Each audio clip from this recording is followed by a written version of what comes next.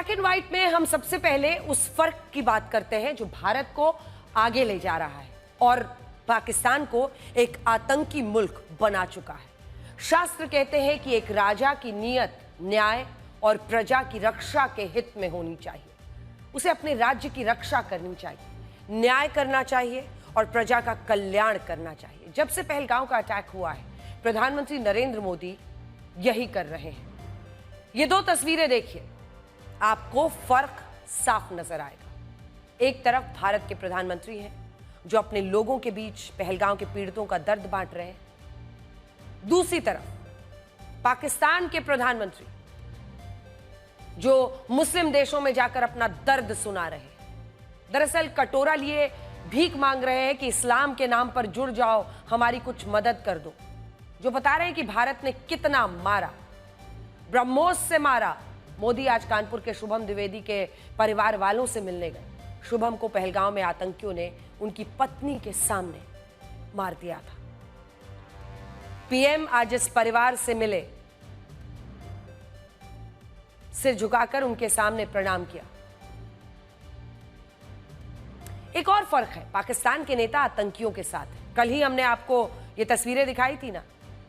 देखिए कैसे पाकिस्तान में आतंकियों और राजनेताओं का एक गठबंधन चल रहा है, गठबंधन की सरकार, जहां रैलियों में पाकिस्तान में शासन करने वाली मुस्लिम लीग नवाज के नेता मंत्री सभी मौजूद हैं और साथ में है आतंकी हाफिज सईद का बेटा, आतंकी सैफुल्ला, जो कि पहलगाम का मास्टरमाइंड है। देखिए पाकिस्तान के मंत्री कहां हैं, भारत के मंत्री कहां। भारत के मंत्री अपनी सेना के साथ खड़े हैं, अपनी आवाम के साथ खड़े हैं। पाकिस्तान के मंत्री आतंकियों के साथ। राजनाथ सिंह आपको दिख रहे हैं आईएनएस विक्रांत पर थे, जिसकी तैनाती से कराची के पास समंदर में थी।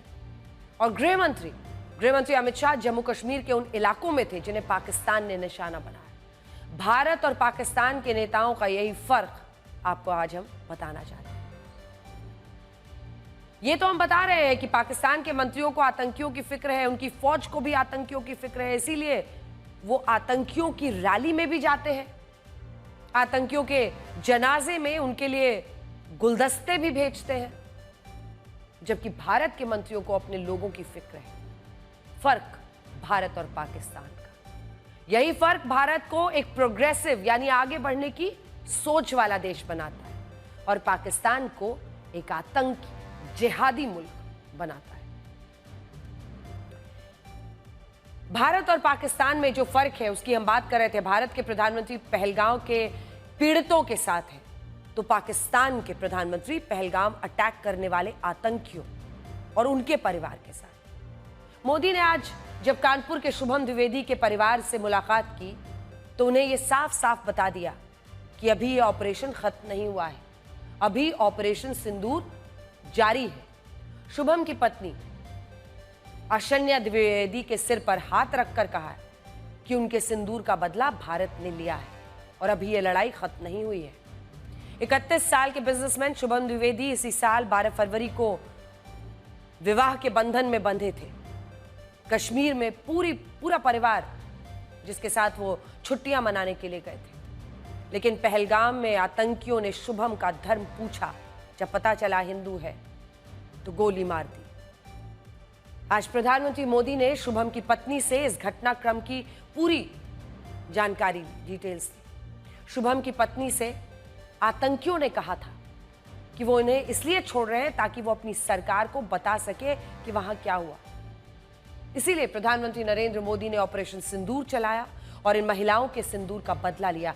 शुभम की पत्नी से आज तक ने खास बातचीत की है। आज उन तमाम लोगों को जो इस ऑपरेशन सिंदूर पर सवाल उठा रहे हैं उनको, और पाकिस्तान के आतंकियों को, पाकिस्तान की फौज को, पाकिस्तान के हुक्मरानों को कानपुर के शुभम द्विवेदी की पत्नी की बात सुननी चाहिए और उनके मोदी और उसी के साथ उनके मोदी जी ने जो कहा उसका मतलब भी समझना चाहिए। एक इम्पॉर्टेंट मोमेंट आपके लिए, प्रधानमंत्री नरेंद्र मोदी से आप पूरे परिवार की मुलाकात हुई, कैसी मुलाकात थी, क्या रहा? हम बेसिकली पूरा परिवार उनको धन्यवाद देना चाहता था। हमारा मिलने का रीज़न सबसे बड़ा यही था कि हम उनको बता पाएँ कि सिर्फ वो जो ये लड़ाई कर रहे हैं ना, उसमें वो अकेले नहीं है। जो जितनी फैमिलीज इससे इफ़ेक्ट हुई है, जितने 26 परिवार, इस जो विक्टिम परिवार है वो उनके साथ खड़ा है, ये बताने के लिए हम लोग उनसे मिले थे। इसमें जैसे ही हम उनसे मिले, पापा ने सबसे पहले, और हम लोगों ने उनसे धन्यवाद दिया कि इस ऑपरेशन के लिए और जो आतंकवाद के खिलाफ आप जो कर रहे हो।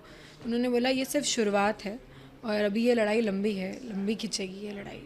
हम देख पा रहे थे कि वो कितने इमोशनल खुद थे। वो पता चल रहा था उनके हाव भाव से कि वो बार बार हाथ जोड़ के हमसे बोल रहे थे कि ये हम बहुत दुखी हैं, पूरा देश बहुत दुखी है। उन्होंने पापा के कंधे पे हाथ रख के भी बोला कि आपका दुख बहुत बड़ा है, लेकिन ये देश और हम सब आपके साथ खड़े हैं, ये बोला उन्होंने।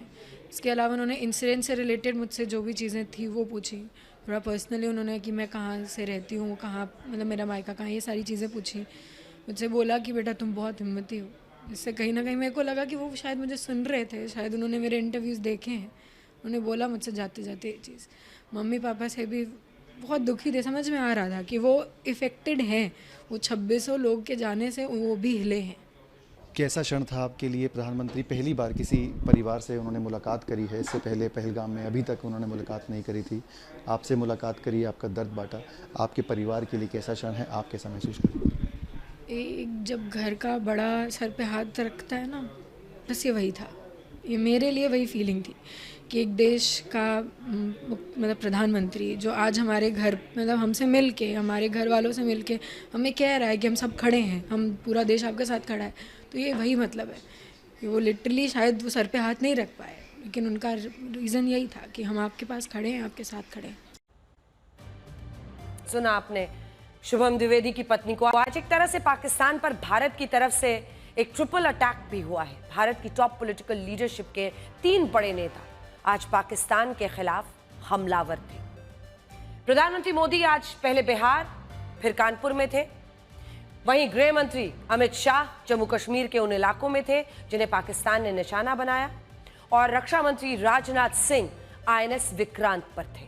इन तीनों में से अगर कोई एक भी कुछ बोलता है तो वो सरकार की नीति बन जाती है। और सोचिए, तीनों ही आज पाकिस्तान के खिलाफ हमलावर थे। इसीलिए आज ये जानना जरूरी है कि पाकिस्तान पर इनके इस ट्रिपल अटैक का मतलब क्या है, और ये समझने के लिए ये जानना चाहिए कि इन तीनों पर पाकिस्तान क्या कह रहा है।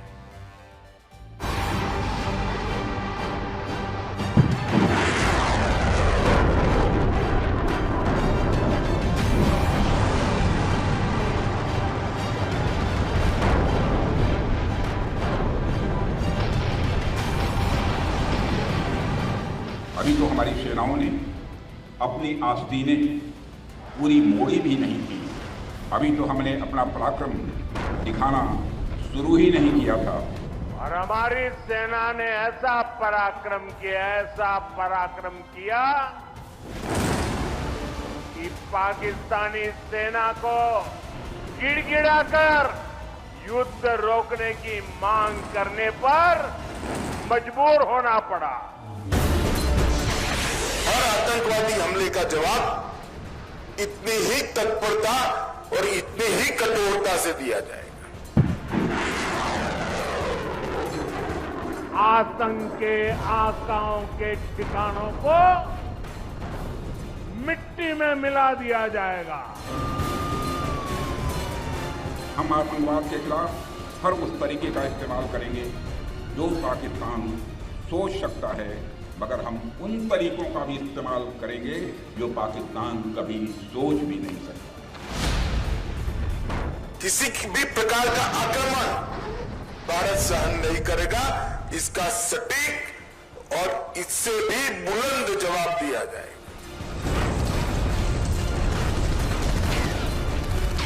दुश्मन समझ लें, ये तो हमारे तर्कस का केवल एक ही तीर है।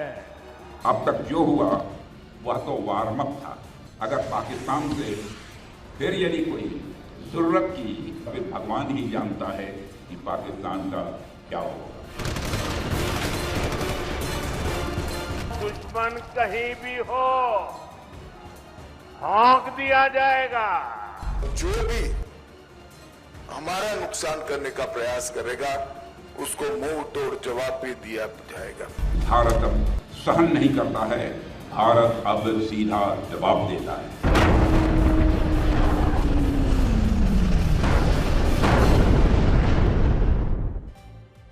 प्रधानमंत्री नरेंद्र मोदी ने एक बार फिर से पाकिस्तान को याद दिलाया कि अभी ऑपरेशन सिंदूर खत्म नहीं हुआ है, जारी है। मोदी ने कहा है कि भारत हर आतंकी हमले का करारा जवाब देगा, उसका समय, तरीका, शर्त हमारी सेनाएं खुद तय करेंगी।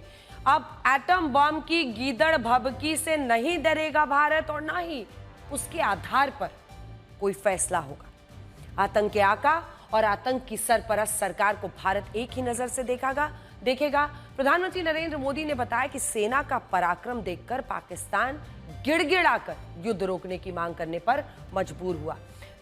रक्षा मंत्री राजनाथ सिंह ने पाकिस्तान को INS विक्रांत से भारतीय नौसेना की ताकत याद दिलाई। कहा कि अगर नेवी फॉर्म में आती तो पाकिस्तान के 4 टुकड़े होते। राजनाथ सिंह ने पाकिस्तान से डिमांड कर दी कि वो हाफिज सईद, मसूद अजहर को भारत को सौंपे।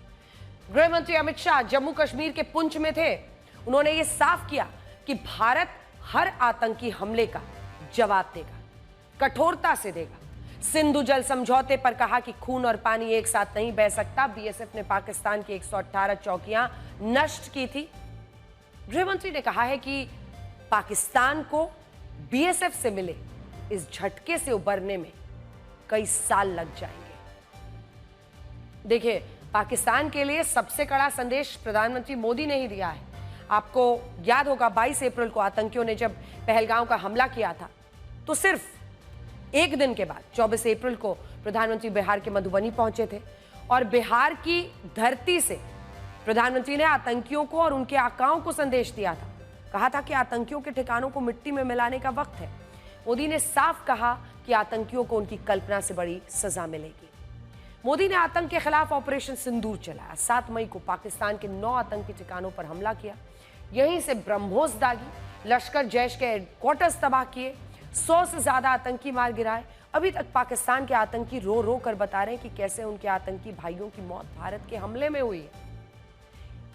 हालांकि इसके बाद पाकिस्तान ने जब 2 दिन तक लगातार ड्रोन अटैक किया तो भारत ने पाकिस्तान के मिलिट्री बेस को तबाह कर दिया।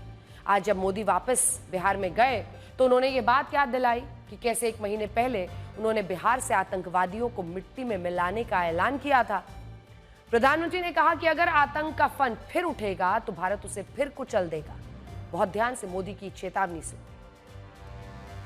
मैं बहुत स्पष्ट शब्दों में कहना चाहता हूं, जिन्होंने ये हमला किया है उन आतंकियों को और इस हमले की साजिश रचने वालों को उनकी कल्पना से भी बड़ी सजा मिलेगी। सजा मिलकर के रहेगी। अब आतंकियों की बची खुची जमीन को भी मिट्टी में मिलाने का समय आ गया है। इस जघन्य आतंकी हमले के बाद, एक दिन के बाद मैं बिहार आया था और मैंने बिहार की धरती से देश को वादा किया था, वचन दिया था। बिहार की धरती पर आंख में आंख मिलाकर हमने कह दिया था, आतंक के आकाओं के ठिकानों को मिट्टी में मिला दिया जाएगा। बिहार की धरती पर मैंने कहा था, उन्हें कल्पना से भी बड़ी सजा होगी। आज जब मैं बिहार आया हूं तो अपने वचन पूरा करने के बाद आया हूं। आतंकवाद के खिलाफ भारत की लड़ाई न रुकी है न थमी है। आतंक का फन अगर फिर उठेगा तो भारत उसे बिल से खींचकर कुचलने का काम करेगा।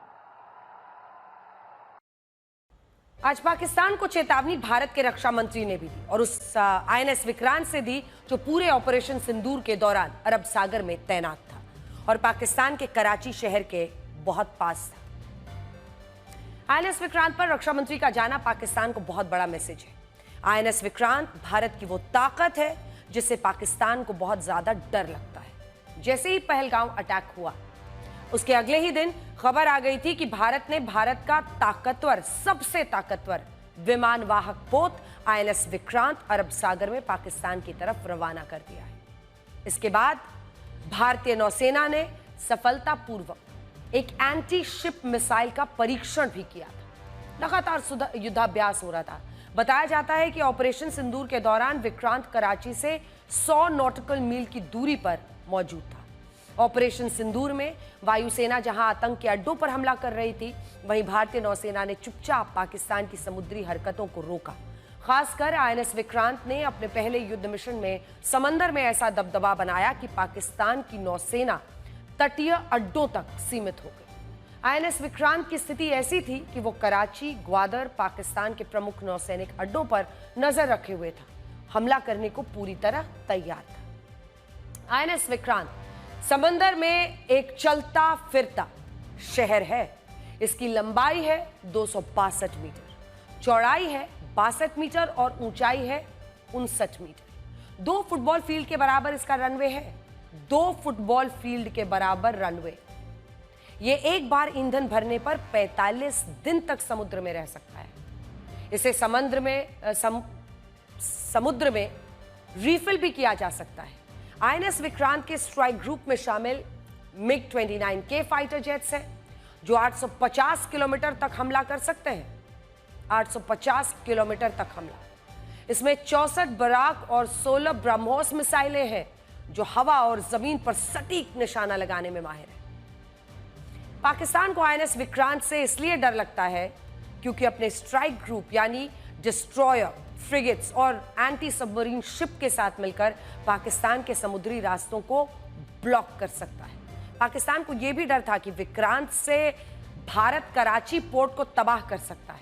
कराची पोर्ट पाकिस्तान की लाइफलाइन है, जहां से 70% नेशनल ट्रेड, राष्ट्रीय उनका जो व्यापार है, 80% पेट्रोलियम इंपोर्ट होता है।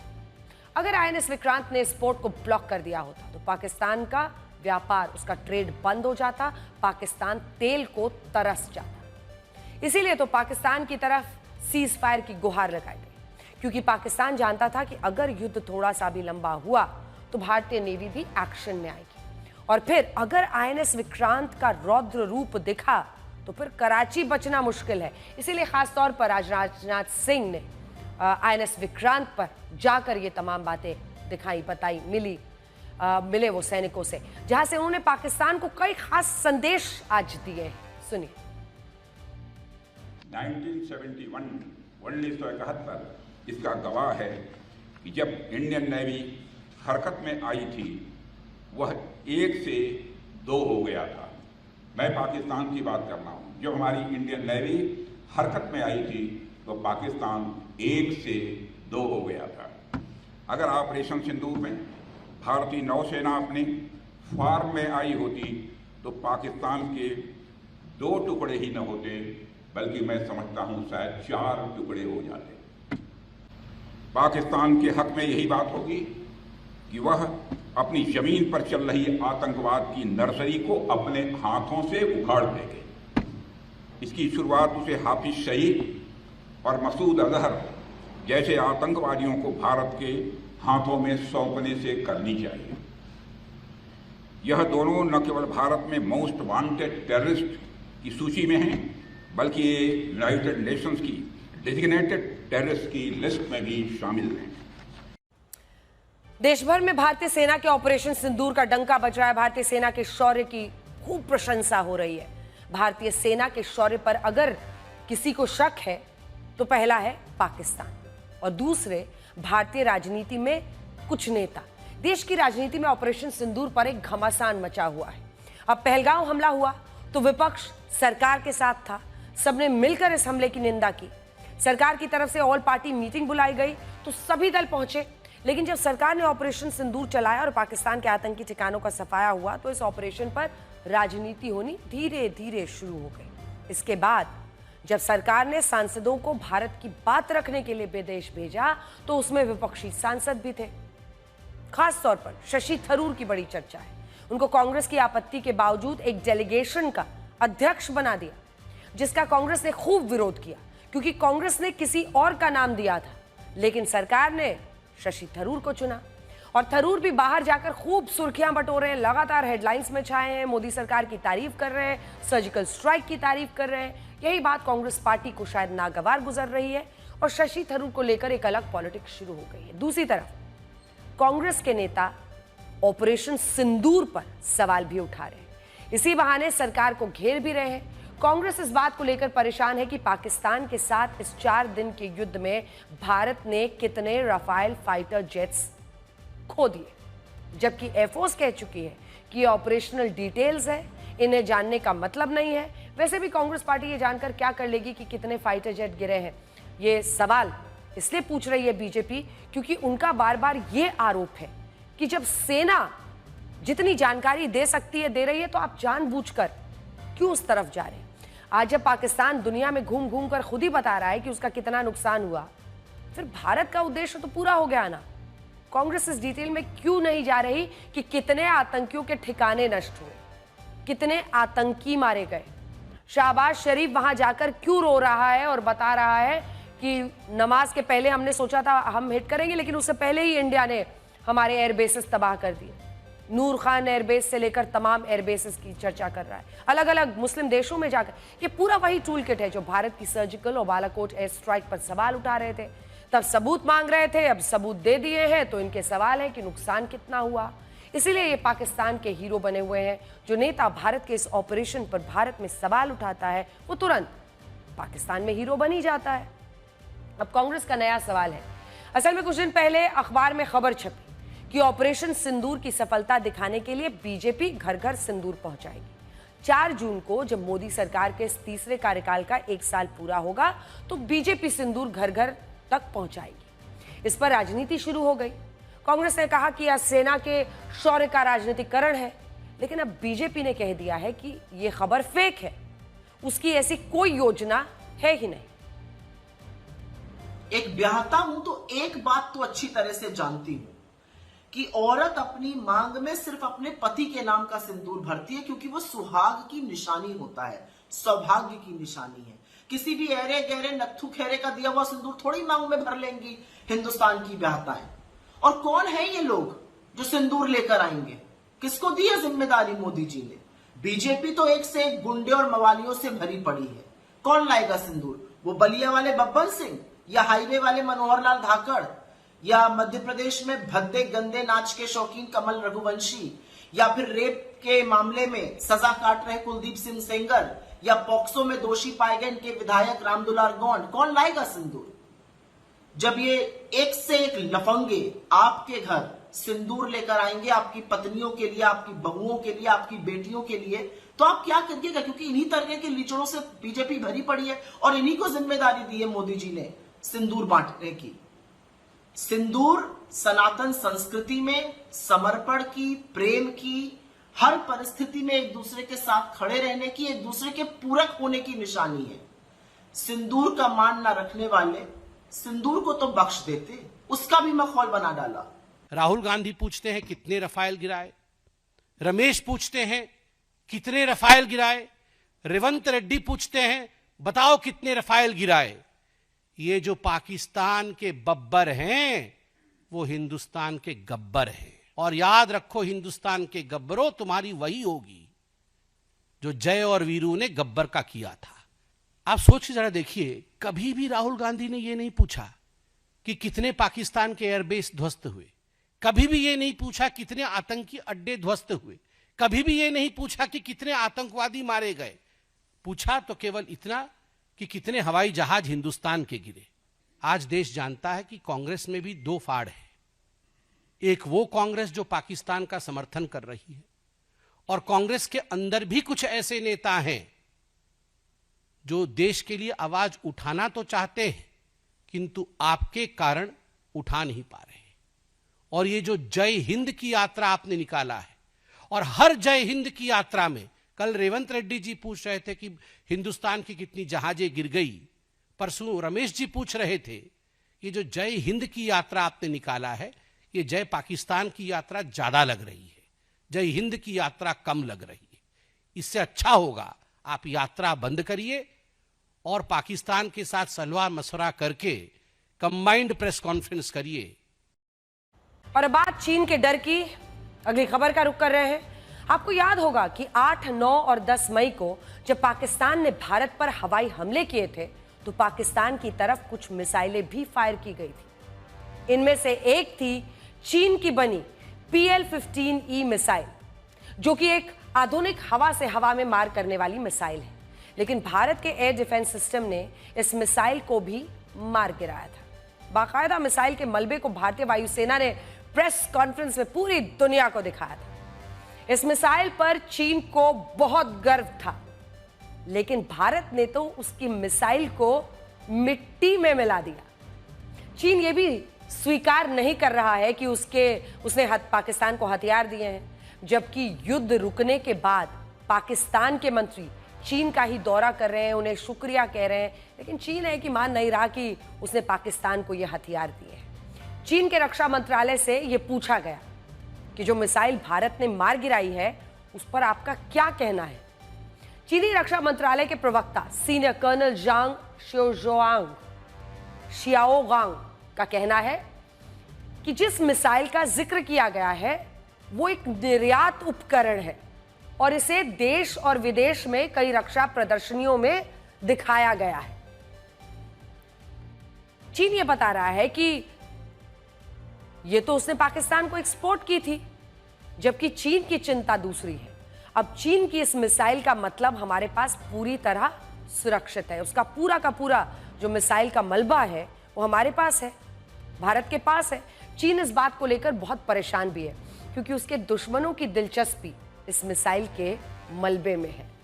खबर है कि ताइवान तो खासतौर पर चीन की इस मिसाइल का मलबा मांग रहा है क्योंकि उसे हर दिन चीन की तरफ से हमले की धमकियां मिलती हैं। मलबे की रिजर्व इंजीनियरिंग करके PL-15 की ताकत और कमजोरियों का राज खुल सकता है। अगर ऐसा हुआ तो यह ताइवान और चीन की बाकी दुश्मन देशों के लिए बहुत बड़ी बात होगी और इसी बात को लेकर चीन जरा डरा हुआ है। चीन हथियारों का बड़ा एक्सपोर्टर भी है। पाकिस्तान जैसे देश उससे खूब हथियार खरीदते हैं। अगर चीन के हथियारों का तोड़ मिल गया या चीन के हथियार फुस बम साबित हो गए तो फिर उसका मार्केट गिर सकता है। Stockholm International Peace Research Institute यानी सिप्री के अनुसार 2020 से 2024 के बीच पाकिस्तान ने जितने भी हथियार आयात किए उनमें से 81% चीन से ही आए थे। इनमें आधुनिक लड़ाकू विमान, नौसेना के जहाज, पनडुब्बियां, मिसाइल सिस्टम सब शामिल हैं। चीन और पाकिस्तान मिलकर JF-17 लड़ाकू विमान भी बनाते हैं जो पाकिस्तान की वायुसेना की रीढ़ है। और यही भारत भी दुनिया को बता रहा है। दुनिया में घूम रहे भारत के सांसद बता रहे हैं कि कैसे चीन और पाकिस्तान एक साथ है, कैसे पाकिस्तान चीन से मिले हथियारों से भारत पर हमला कर रहा था। Yes, sir, we are quite conscious of what you are saying. China supplies 81% of all Pakistani defense equipment. Defense is a polite word. Pakistani military equipment, much of it is not for defense, but for attack. We also know, and this is something which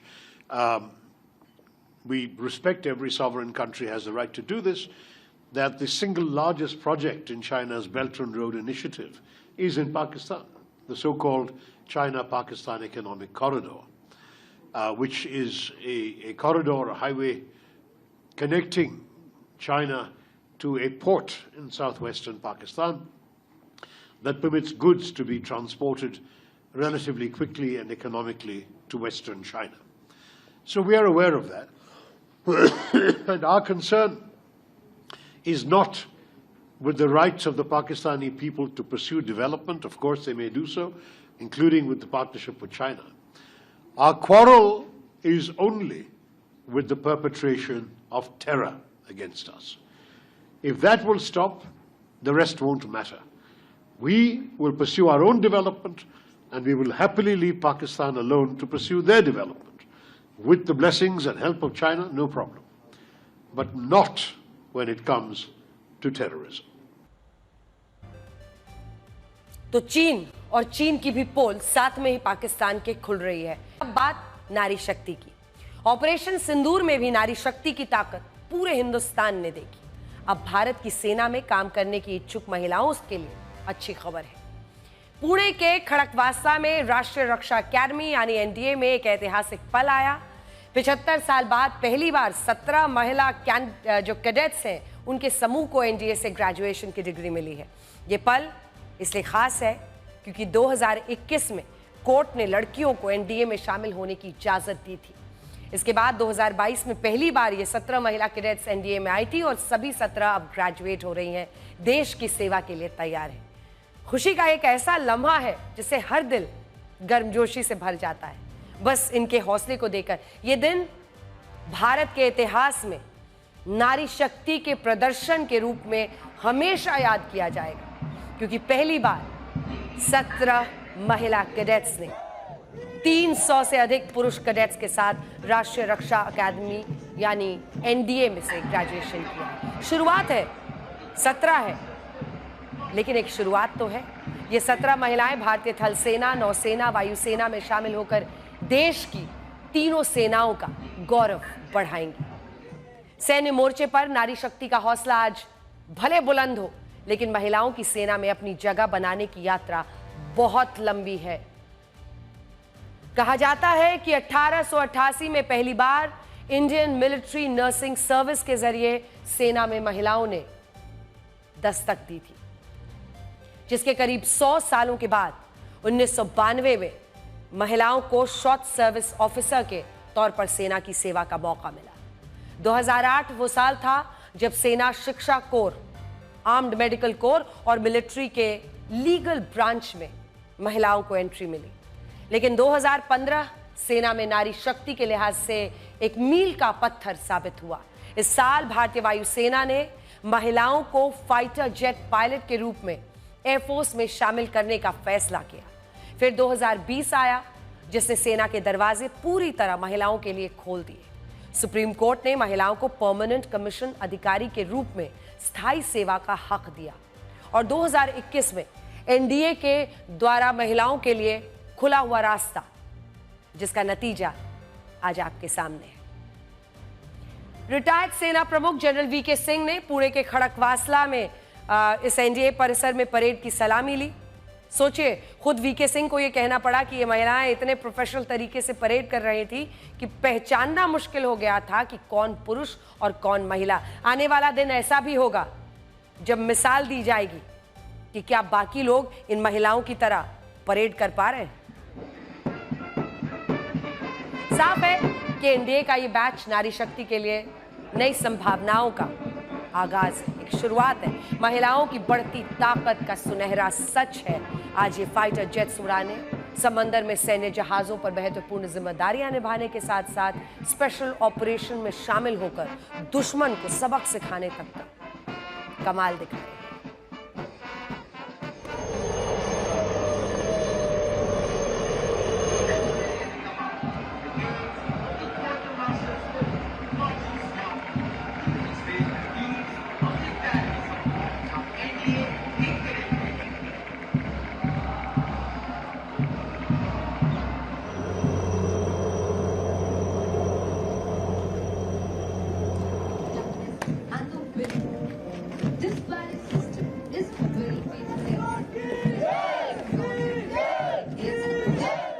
बहुत exciting moment है। Parents को proud किया है, अपने divisional officers को proud किया है। मेरा मेन मुद्दा था इस अचीवमेंट को डेडिकेट करना कि जो फीमेल ऑफिसर्स हैं जिनने हमारे लिए बहुत सारा स्ट्रगल किया है, उनके लिए मैं डेडिकेट करूँगी अपनी अचीवमेंट और उनकी लेगेसी कैरी फॉरवर्ड करना ही IMA में मेरा सोल है।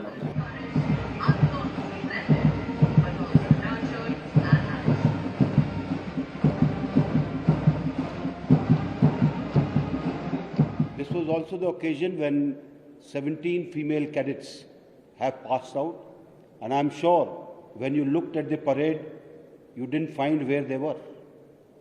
They were part and parcel of the entire lot of cadets who were there. And that is a difference which is worth noting. और अब हम आपको पलटीबाजी के अंतर्राष्ट्रीय चैंपियन नेता के बारे में जरा बताना चाहते हैं। आपने भारत में बहुत से पलटीबाज नेता देखे होंगे जो बार बार अपनी बातों से पलट जाते हैं, लेकिन डोनाल्ड ट्रंप ने यू टर्न के मामले में सबको पीछे छोड़ दिया है और उनके बड़बोलेपन और फैसलों से पलटने का डंका पूरी दुनिया में अब बज रहा है। ट्रंप पिछले 130 दिन में अपने 11 फैसले पलट चुके हैं, यानी लगभग औसतन एवरेज निकालिए हर 11 दिन में 11 दिन बीतते नहीं है और उनका एक फैसला तो पलट ही गया। कई बार उन्होंने एक तरफा फैसले लिए तो कुछ फैसले ऐसे रहे जो उनके करीबियों या आम लोगों को पसंद नहीं आए और उन्हें विरोध का सामना करना पड़ा।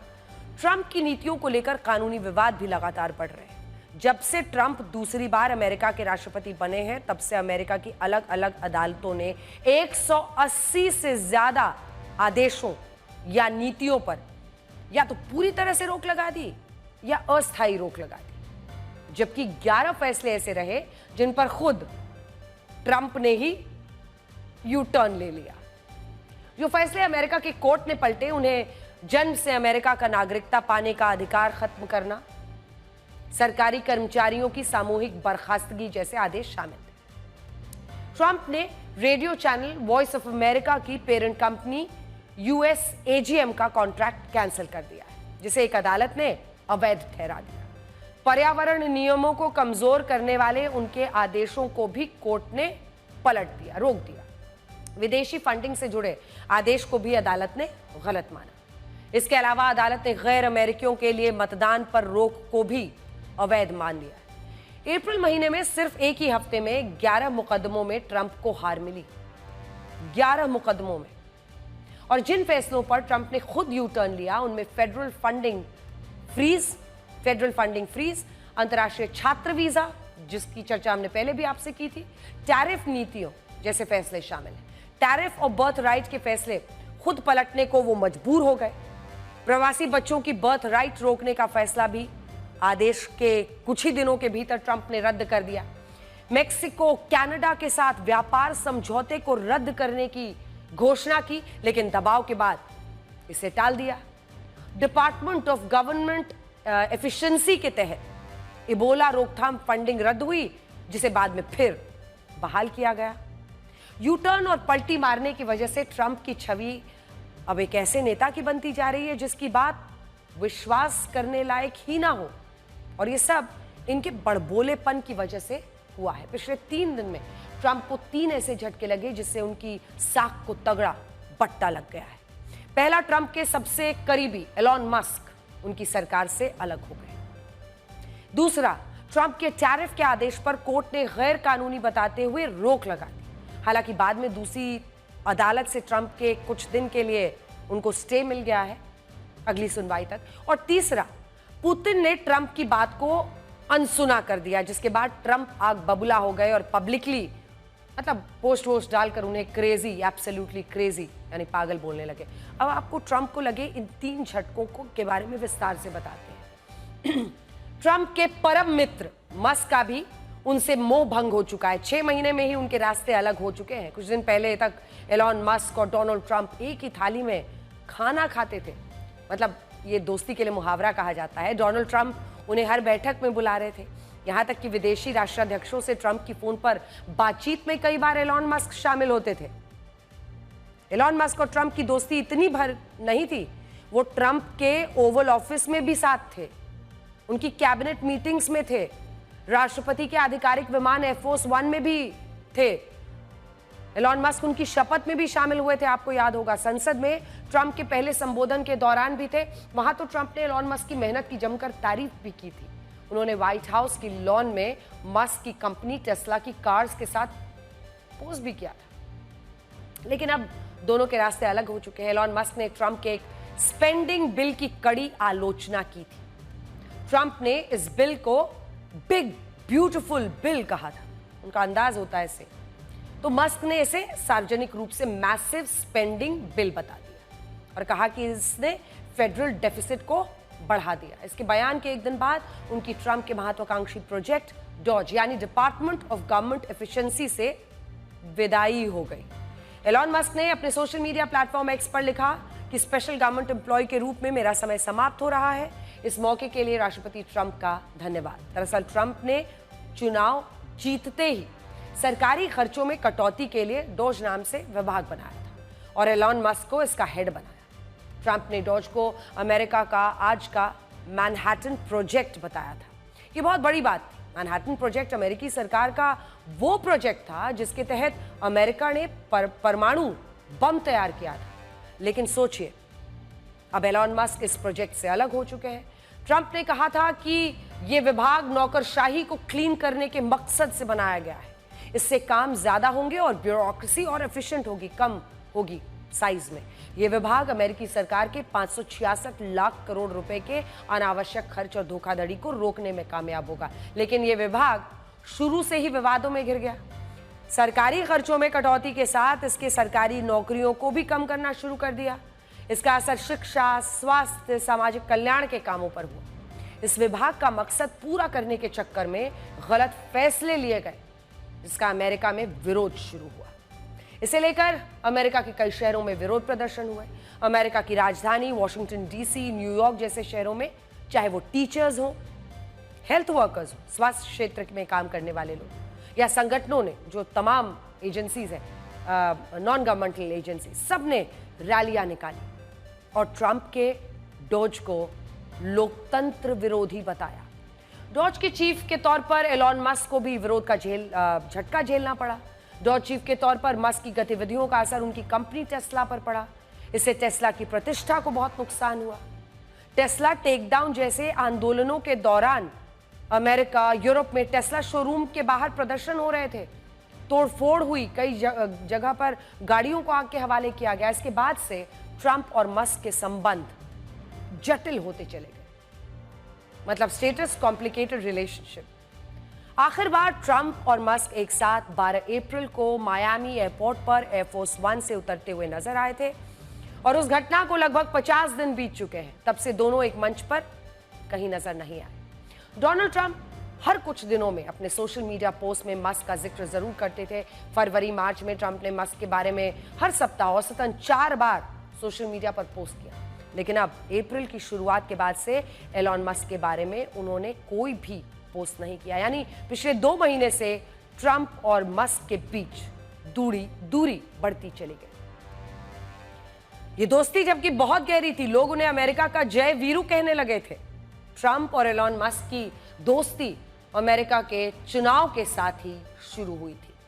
13 जुलाई 2024 ने राष्ट्रपति उम्मीदवार के तौर पर ट्रंप का खुलकर समर्थन किया था एलॉन मस्क ने। यह वही दिन था जब ट्रंप के ऊपर गोली चली थी, जो उनके कान को छूकर निकली थी। बाल बाल वो बचे थे। बाद में मस्क ने ट्रंप का चुनावी खर्च भी उठाया, जिसमें उनके लगभग 2100 करोड़ रुपए खर्च हो गए। हालांकि अब भी ट्रंप एलॉन मस्क को मनाने की कोशिश कर रहे हैं, लेकिन अब उनकी वापसी मुमकिन नहीं लगती। इसीलिए ट्रंप चाहते हैं कि मस्क की विदाई ऐसी रहे जिससे दोनों की दोस्ती पर सवाल ना उठे। मस्क के जाने के बाद अब व्हाइट हाउस ने कहा कि ट्रंप की कैबिनेट डॉज के साथ काम करती रहेगी। अब अगली खबर का रुख करते हैं। अब आपको एक ऐसी खबर दिखाएंगे जिसे ग्राहक होने के नाते आपको खुशी होगी। अक्सर आप खाने पीने के सामान में कंपनी के लेबल के झांसे में फंस जाते हैं। कई बार लेबल पर लिखा होता है कुछ और, निकलता कुछ और है। इसे लेकर food safety and standards authority of India यानी FSSAI ने खाद्य कंपनियों को एक एडवाइजरी जारी की है कि लेबल पर जो लिखा है वो होना चाहिए। अब आप लोगों से झूठ बोलकर अपना प्रोडक्ट नहीं बेच सकते हैं। यानी अगर आप 100% प्योर, 100% शुद्ध, प्राकृतिक, ऑर्गेनिक, नेचुरल, ये सब गारंटी नहीं दे सकते तो लिख भी नहीं सकते, और अगर लिखा तो फिर कार्रवाई की जाएगी। इस तरह FSSAI ने खाद्य उत्पादनों पर 100% शब्द का इस्तेमाल करने पर रोक लगा दी है। ये आंकड़ा ना तो परिभाषित है और ना ही इसका कोई आधार है। चाहे 100% प्योर हो, 100% शुद्ध, 100% नेचुरल, 100% ऑर्गेनिक हो, ये शब्द ग्राहकों में गलत धारणा पैदा करते हैं। उन्हें लगता है कि बाकी प्रोडक्ट्स खराब या असुरक्षित हैं।